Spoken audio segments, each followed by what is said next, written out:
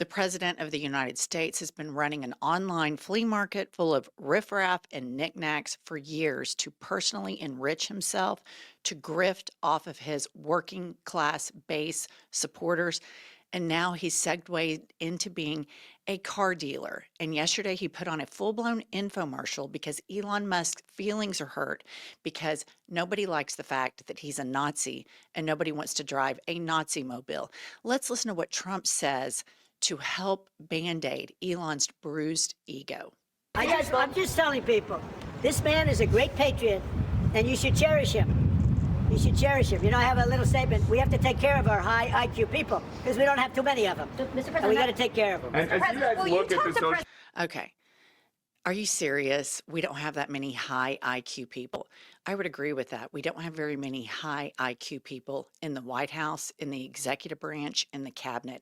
It is a cabinet full of crackheads, and the ringleader of all the crackheads is Elon Musk. And all of this insanity about high IQ people. Do you remember when the toddler was picking his nose in the Oval Office and wiped his booger on the Resolute desk?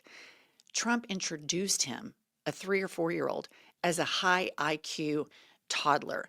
And these guys act like they're so masculine, yet they need all of this superficial praise constantly to mask how breathtakingly insecure and unintelligent they are. Next up, we have Trump talking about the markets. While many, many, many working Americans, many elderly, have all of their retirement in 401ks, and it appears that Donald Trump is intentionally manufacturing a recession. Play the clip. So, Mr. President, when you look at the market selling off, that didn't concern you? Nope, doesn't concern me. I think some people are going to make great deals by buying stocks and bonds and all the things they're buying. I think we're going to have an economy that's a real economy, not a fake economy. It's a fake economy. Okay, so did he just admit to a pump and dump scheme for his followers, for all of the shareholders? A lot of people have suspected that that's what he's doing, that all of this is completely manufactured. And I want to remind everybody, we don't have to be doing any of this. You elect people to do their best job for the most people possible. And he is intentionally wrecking the economy. And you have to constantly ask yourself, why? Who benefits from this? Well, who benefits from this are his shareholder billionaire oligarchs, but even they are losing hundreds of billions of dollars. So then what's deeper than that? Who benefits from the United States economy being completely eviscerated, and who benefits from the dismantling of the federal government of the United States of America? I'll tell you who benefits from it. It is Vladimir Putin, whose economy is in tatters, whose military is completely depleted, and Russia now cooks the books. They put out fake numbers about their inflation. They put out fake numbers about their economy.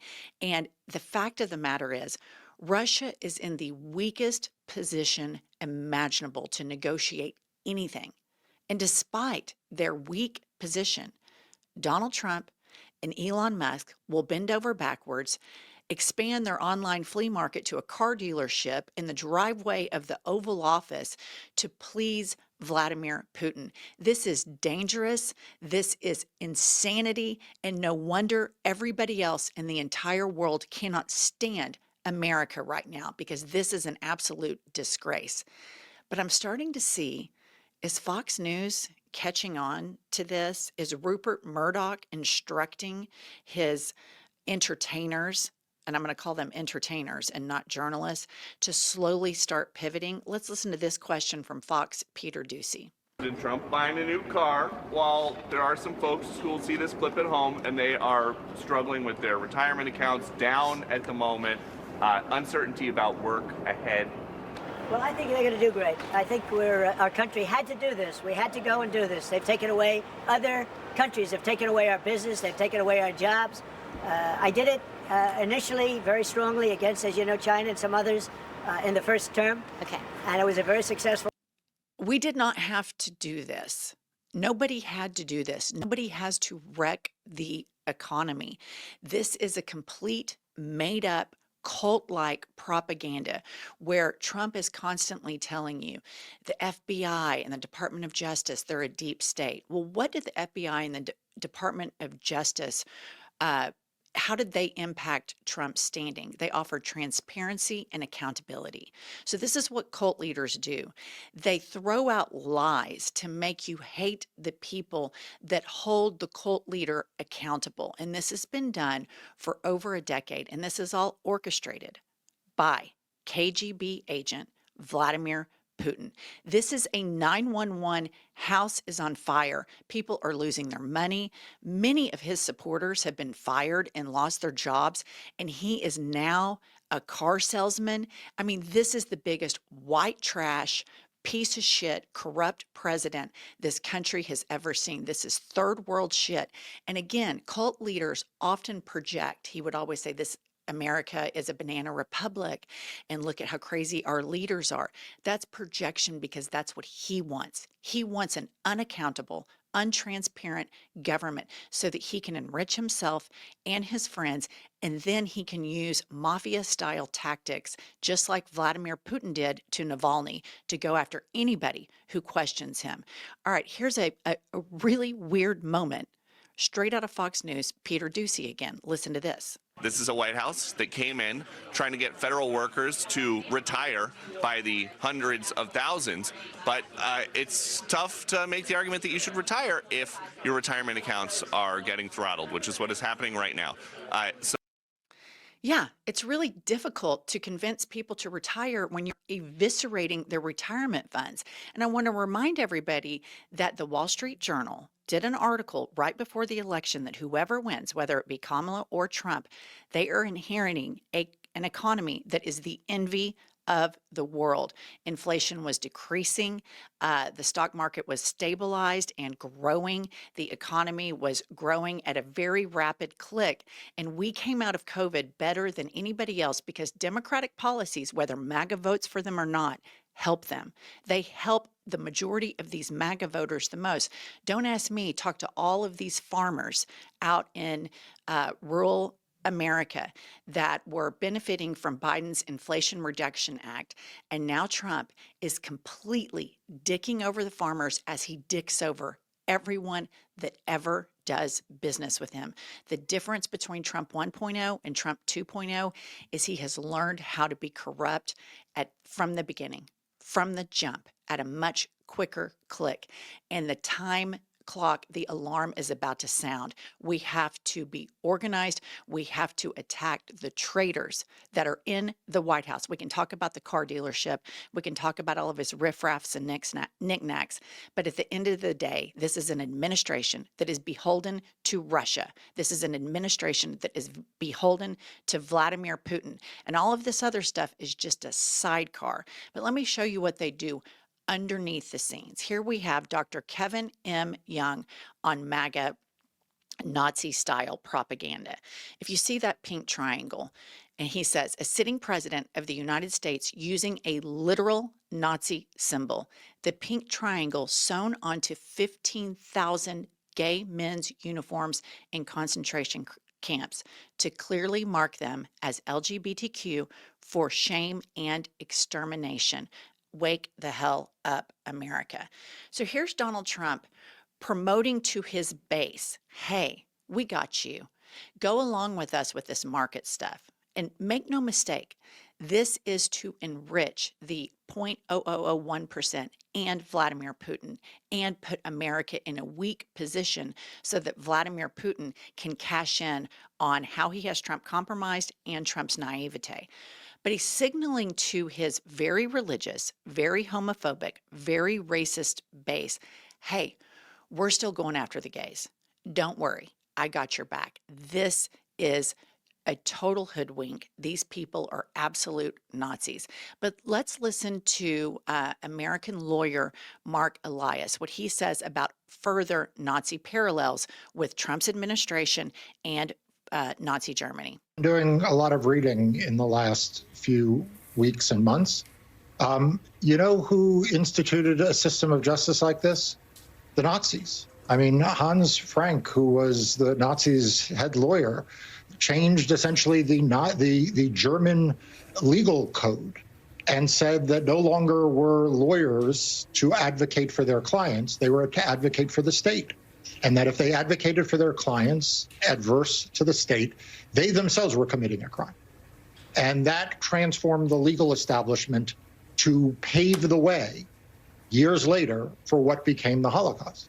You know who else has a legal system like this? Russia, right? In Russia today, if you are a lawyer and you defend clients that are considered to be enemies of Vladimir Putin and you make arguments that displeases the regime, you yourself face liability. And so, look, the American legal system is far away from Nazi Germany and is far away from Putin's Russia. But I do think we need to recognize that an independent judiciary only works with an independent legal system. So there you have it. He produces all of these sideshows. The cars, the riffraffs, the knickknacks, the toddler, picking his nose and all of this stuff. He produces all of these sideshows. But all of it is to mask what is going on. And he wants to be a dictator, and he's hell-bent on being one. But here is where his actions are such a fool's errand. He's trusting and or compromised and or both by Vladimir Putin. Vladimir Putin has the psychological file on Trump, and he knows exactly how to play him. And at the end of the day, the more and more the American government, aka Trump's government, acquiesces and capitulates to Russia, Vladimir Putin will dick him over. He is playing, as Fox News says, Trump's playing, 97-dimensional chess. The person who's playing this game and who has the patience and who is diabolical enough to play this for the long, long, long haul, and he has, is Vladimir Putin. And it is so important, and I don't know why the media doesn't talk about this that much. Russia's economy is in tatters. They cook the books.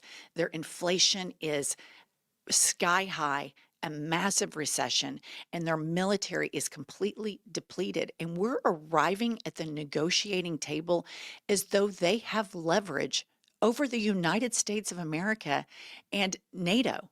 It's wild. But the only logical answer here, and this is what Democrats and all Americans need to acknowledge, this is a coup, an intentional coup by the Russian government over the United States of America. Next up, I want to remind you that in this tent of MAGA, we have the far right-wing Christians, and they are very anti-Semitic. So you see the Anti-Defamation League yesterday praising Donald Trump because he illegally detained and arrested a green card holder who exercised his First Amendment right to protest about the Israel-Gaza war. And this is where the organizations like the ADL need to be really cautious, because the MAGA base is incredibly anti-Semitic, very, very anti-Semitic. Listen to this nut. His name is Joel Webbin, huge MAGA thumper. And there's a whole world on the internet where people are just buried into this type of rhetoric. Millions of people watch this. Millions of people believe this. Listen to this. Jews cannot hold public office. They can live here, and they can live here peacefully and all these kinds of things. But no, this is a Christian nation, and those who reject Christ. So think about, Donald Trump had an infomercial for a Nazi, Elon Musk, who did 2 Sig Heils intentionally on purpose to signal to the MAGA base, yeah, I don't like the Jews. And then this is what MAGA triple Trumpers traffic in. This type of right-wing Christian nationalist propaganda is a huge echo chamber, and they get millions and millions and millions of views. So I want to leave you all with a little bit of humor here, and this was something that I found online. This is a billboard that kind of made me chuckle. Elon Musk gets a lot of hate, but it's not enough. We can do better. So let's do better. Let's all work together to boycott Tesla, to make Tesla drivers feel nothing but abject shame for exposing themselves as Nazis. Now, to those of you that have Teslas who have put Toyota or Ford or something else on your cars, I know that you're in a position where you might not be able to change vehicles, but we have got to bully Elon more. We have got to bully Trump more. Our democracy and the world order depends on it. Make sure you subscribe to our show, and we'll see you all later.